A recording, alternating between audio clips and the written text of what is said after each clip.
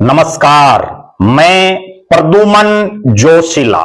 आज हम एक ऐसे नेता का जिक्र आपके बीच में करेंगे जो दूसरी बार लगातार अपने हलके से ऐसे जीता कि उनके जीतने के बाद उस विधानसभा क्षेत्र में वर्षों तक सक्रिय चुनाव की मन में ठाने हुए बहुत से नेता जो थे उनमें से ज्यादातर निष्क्रिय हो गए। लगातार दूसरी जीत ने हांसी विधानसभा क्षेत्र में बहुत से नेताओं की राजनीति को खत्म कर दिया। हम जिक्र कर रहे हैं विनोद भ्याणा का। हांसी विधानसभा क्षेत्र में विनोद भ्याणा कुल तीसरी बार विधायक बने 2024 में। उनके लगातार दो बार 2019 और 2024 में चुनाव जीतने का असर यह हुआ कि ज्यादातर जो लीडरशिप है हांसी की वो बिल्कुल हाशिए पर हो गई है। किसी ने विनोद भ्याणा का झंडा उठा लिया, कोई अपने घर में चुपचाप बैठ गया, किसी ने राजनीति ही छोड़ दी, कोई इक्का दुक्का हैं जो अब भी संघर्ष कर रहे हैं। आखिर ऐसा क्यों हुआ, क्या कारण है, वो आज के इस वीडियो में हम आपको बताएंगे। विनोद भ्याणा गांव के सरपंच पद बनकर के अपनी राजनीति जिन्होंने शुरू की, अपने राजनीतिक जीवन में कई चुनाव लड़े, हारे भी जीते भी, कई पार्टियां भी बदली। दल बदलू का टैग जरूर उनके ऊपर है।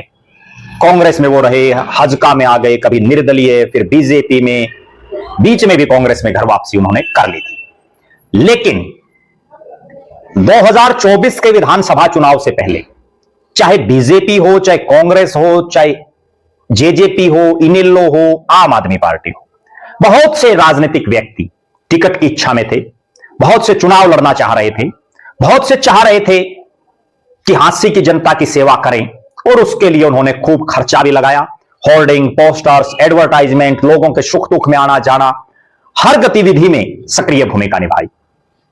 हालांकि अगर हम 2019 से पहले की बात करें तो इस हांसी में कई कई दर्जन नेता थे अलग अलग राजनीतिक दलों में जो चुनावी ताल ठोकने की तैयारी में थे। 19 में विनोद भ्याणा बन गई, लोगों ने फिर संघर्ष शुरू किया। लेकिन जो ही 24 में विनोद भ्याणा बने उसके बाद हालात ये है, अगर हम तमाम राजनीतिक दलों का विश्लेषण करें तो भारतीय जनता पार्टी में जहां अनगिनत लोग टिकट की लाइन में दिख रहे थे, लेकिन 24 का चुनाव विनोद भ्याणा ने ऐसा जीता कि राजनीतिक तौर पर जो उनके विरोधी रहे बीजेपी में होते हुए, उन्होंने भी विनोद भ्याणा का झंडा उठा लिया।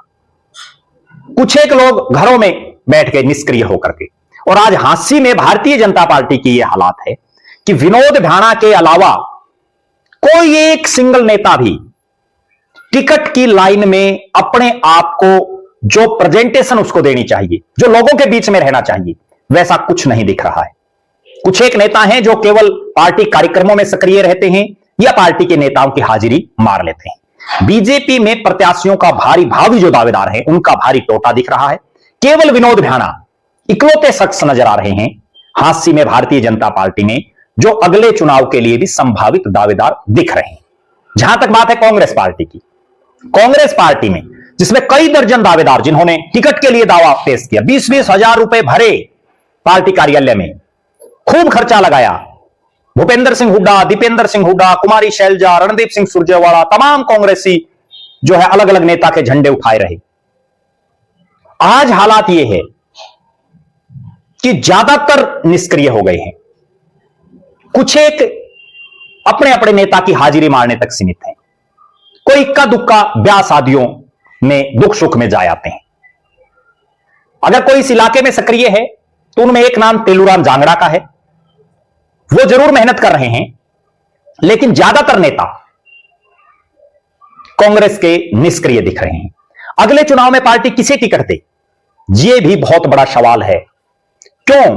क्योंकि राहुल मक्कड़ जो लगातार 2 चुनाव हार चुके हैं, 2019 में जेजेपी की टिकट पर, जब जेजेपी का इतना जबरदस्त बूस्ट इस इलाके में था, उस समय वो चुनाव हार गए, और 2024 में तो गजब ही होगा, एक तरफा हार राहुल मक्कड़ की कांग्रेस की टिकट पर, प्रचंड आंधी कांग्रेस की। तब लोग भी ये मानने लगे कि लगता है राहुल मक्कड़ के बस की बात नहीं है विनोद भ्याणा को हराना, इसलिए कोई नया विकल्प चाहिए। फिलहाल कांग्रेस की जो लीडरशिप है हांसी की, कोई ऐसा नेता नजर नहीं आ रहा जो मजबूती के साथ पार्टी संगठन को भी मजबूत करे और एक एमएलए का जो कैंडिडेट होना चाहिए उस तरह के प्रचार प्रसार में लगा हुआ हो। जेजेपी को भी किसी नए मजबूत चेहरे की दरकार इस इलाके में है। अभी कोई मजबूत चेहरा हांसी विधानसभा क्षेत्र में जेजेपी में नहीं दिख रहा है जो विधायक स्तर की तैयारी कर रहा हो। इसी तरह के हालात इंडियन नेशनल लोकदल में हैं। इंडियन नेशनल लोकदल में भी कोई ऐसा चेहरा हांसी में नहीं दिख रहा है जो मजबूती से विधानसभा चुनाव की तैयारी में लगा हो, जिसमें यह दमखम लगता हो कि यह चेहरा कहीं ना कहीं बीजेपी के प्रत्याशी को या यूं कहीं कि विनोद भ्याणा को टक्कर दे दे, ऐसा नहीं दिख रहा है। अब हम बात करते हैं आम आदमी पार्टी की। आम आदमी पार्टी में जरूर राजेंद्र सिंह सोरखी लगातार लगे हुए हैं, छोटे बड़े मुद्दों को भी उठा रहे हैं। उन्होंने ही चुनाव लड़ा था पार्टी की टिकट पर, जिला प्रधान भी पार्टी के वही हैं, लेकिन यहां पार्टी मजबूत नहीं है। अकेले राजेंद्र सिंह सोरखी भी क्या करें, जितना उनसे हो पा रहा है वो कर रहे हैं, लेकिन मजबूत कैडर की जरूरत है। कुल मिलाकर के यह कहा जा सकता है कि लगातार दूसरी जीत के बाद या तो जो दावेदार थे अलग अलग राजनीतिक दलों के, उनमें से ज्यादातर के हौसले ही टूट गए हैं कि विनोद भ्याणा नहीं हारेंगे, या वो अभी इंतजार कर रहे हैं कि जब चुनाव नजदीक आएगा तो देखेंगे क्या हालात बनेंगी। लेकिन उन नेताओं को यह समझ जाना चाहिए कि विनोद भ्याणा खुद भी मेहनत कर रहे हैं और वो जिस राजनीतिक दल में है वर्तमान में बीजेपी में, वो भारतीय जनता पार्टी भी दिन रात लगी हुई है, लगातार अपने संगठन की मजबूती के लिए काम कर रही है। तो अगर यहां बीजेपी और विनोद भ्याणा को हराना है तो कोई मजबूत चेहरे की दरकार है, एक ऐसा चेहरा जो ग्रामीण इलाके में जिसका विशेष प्रभाव हो, शहरी इलाके में जिसके कहने से वोट आ सकें। ऐसा अगर कोई चेहरा नहीं दिखा तो निश्चित रूप से इस इलाके में जो एक लीडरशिप होनी चाहिए उसकी कहीं ना कहीं कमजोरी आती दिख रही है।